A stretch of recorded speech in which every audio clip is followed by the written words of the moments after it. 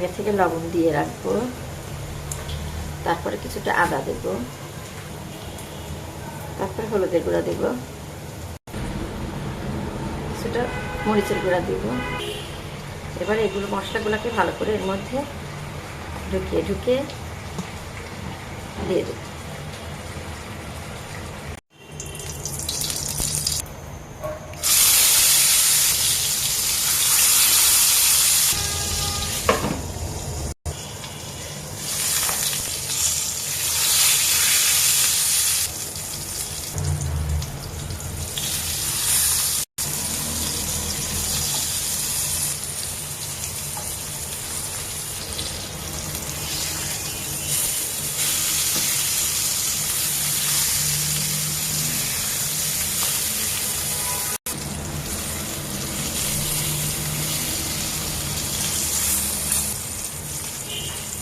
তৈরি হয়ে গেল আমার বেগুন ভাজি।